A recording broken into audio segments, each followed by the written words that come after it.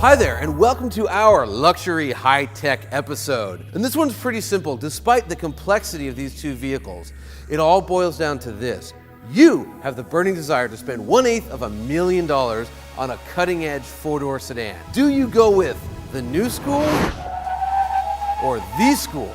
That's what we're gonna find out on this episode of Head to Head.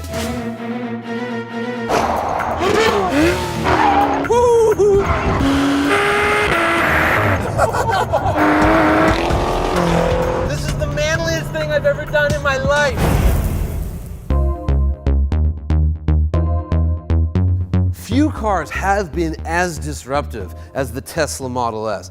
I can't even count the number of people who at one point or another told me it's never gonna work, it's vaporware, it's a scam, there's no business plan, yet I'm standing next to Model S number 37,977.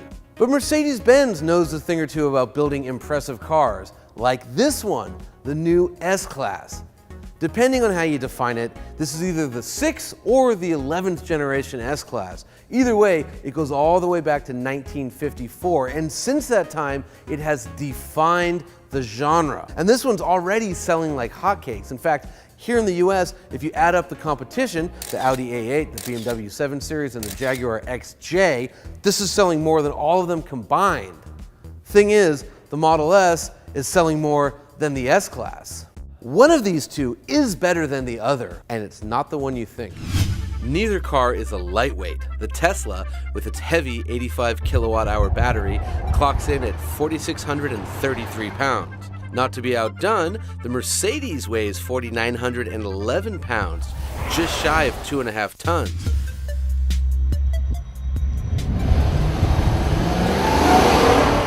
That said, the big Benz can rip to 60 miles an hour in 4.7 seconds before hurling down the quarter mile in a very WRX-like 13.3 seconds at 107.4 miles per hour.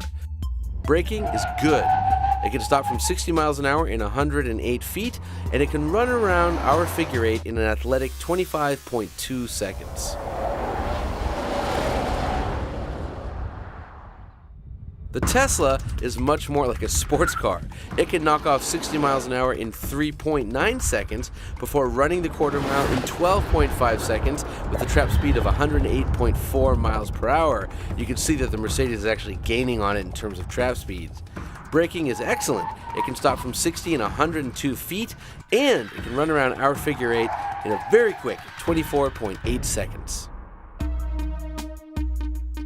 What's it like to drive the Model S? Much better than it should be. I forget what a great driving car it is. What I really love doing is putting people behind the wheel of this car that have never driven a Model S before and just say, floor it. They're shocked. They're shocked at just the instant torque, how quick the car is. It's seductive.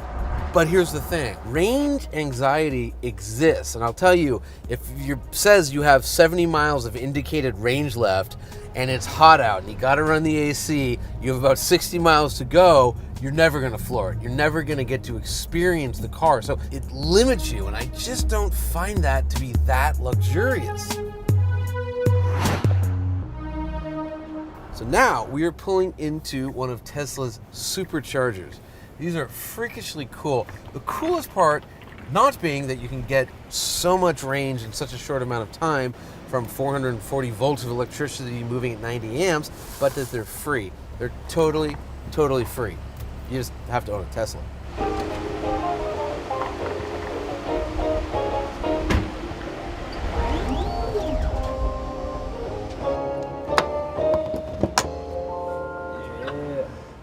I'm standing here with a dude named Brad because I parked next to him at the supercharger, and like all Model S owners, he loves to talk about the car. How long have you had your Model S? I've had it about a week now. 1 week? Yep. And how do you like it? 400 miles in, I have nothing bad to say about it. It's a dream come true. Did you ever think you'd buy a Californian car? Californian, let alone American. I prefer to buy American. I just always liked the cars that came from other countries better. So Germany, Japan, yeah, BMWs, England, Lexus. So really happy to be able to get behind a car that was designed from the ground up really well, and that just happens to be American. Tell you what, Brad, enjoy it. I hope it lasts forever. Thank you.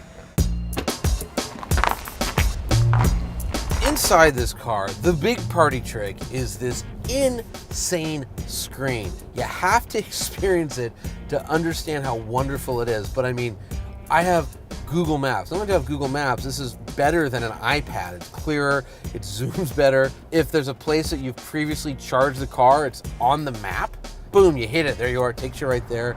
Another cool thing about the Model S is it's as much a computer as it is a car. So for instance, I can hit this button right here and I can pull up the release notes and I can find out what's new in version 5.9 of the Model S. And oh, it has hill start assist.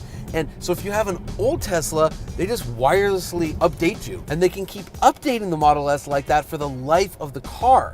It's brilliant. The downside, you always, whenever you drive the car, have a giant iPad right in your face. It's just always on, it's always there. So if you're a real tech person, cool. If you're not, if you're kind of like a leather, wood, and metal person, that's really big. This Model S has like $34,000 in options, and a couple of those options are like upgraded leather and the yacht floor and things of that nature. And it's pretty nice in here, although it's not great. I'm trying to think of like another car that would cost $127,000 that kind of have such a meh interior. And again, it's not bad, it's just not special. It almost feels like you're driving something that's unfinished. The electronics are great, they look cool, and they work better than anything else, but it's just sort of not, I don't know, it's not screaming, look at me, like the exterior is. And the S-Class kind of is.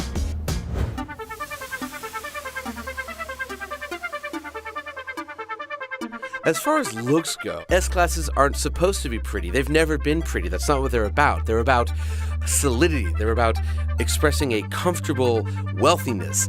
You look at it, you know it's an expensive car, you know the owner is a successful person, but they could have taken it a little further. And now we're in the Mercedes-Benz S550.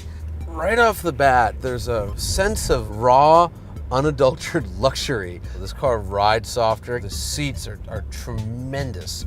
Much more comfortable. I do hear a little bit of engine noise, not a ton, but it is a twin turbo V8, so I get some sound. Although, you know, it's just barely louder than that Tesla. I'm taking the S-Class through a car wash, not because it's dirty, but because I want to show you something.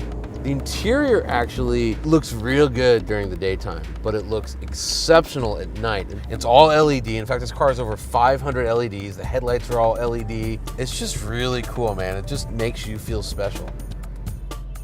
With the exception of Rolls-Royce, this interior kind of smokes them all. It's so elegant. I mean, you've got this, what they call a string of pearls, the vents across the dash. You've got this 2-spoke steering wheel. The speaker grills on this thing, laser cut speaker grills, why not? The seat controls, they actually modeled it after an Ames chair. So instead of just being buttons tacked on like every other car in the world, this looks like kind of an archetypal classic chair. They put so much thought and time into this interior. The flip side of that is the exterior. And this is a very kind of big, imposing, imperious automobile. Looks okay, doesn't blow me away. Looks, well, you know, looks expensive, looks like a thing, but doesn't light my hair on fire. It's also not very efficient. I was looking on my little 25-mile commute to work this morning. I averaged something like 16 miles per gallon, which, you know, compared to the Tesla, is pathetic. I will say they're gonna have a hybrid S-Class very soon, and there'll also be a plug-in hybrid S-Class. Plus there's a diesel, plus they're probably gonna do an intelligent one, and we know they're doing one that drives itself. Speaking of driving yourself, okay, ready? Look at that, it's driving. I'm not. So I've turned on my Distronic Plus, DTR Plus steering, and the car is actually using stereo cameras mounted right above the rearview mirror to drive itself. It's keeping itself in the lanes, and it's just looking at the car in front of me. It'll put on the brakes if we come to a red light. Car actually can, in a dumb way, drive itself. You can't say go to this address, but it'll just follow the traffic in front of it. It's like a partially self-driving car. That's pretty cool.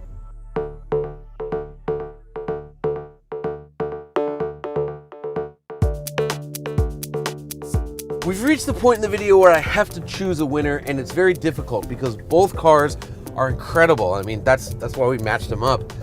The Tesla. Well, as we said, it's faster than it needs to be. It drives better than it needs to. It's incredible that you can't even put gasoline into it if you wanted to, yet it has the performance of like a Porsche 911. But then you have the Mercedes-Benz. They've finally caught up, and there's a quality, there's a grandeur to it that you have to experience. With that in mind, the winner of this head-to-head is the Mercedes-Benz S550. This Tesla, it's fabulous, but it's only 90% there. The S-Class, on the other hand, 100%. When the S-Class finally clicked in my mind, like, wow, this is a totally special car, was Angus McKenzie was actually driving. I was sitting in the back seat at night, and just to see this thing lit up at night, it was incredible. I'd never been in a car that looked like that. It was like being in a nightclub or something. Is it weird that I like going through car washes?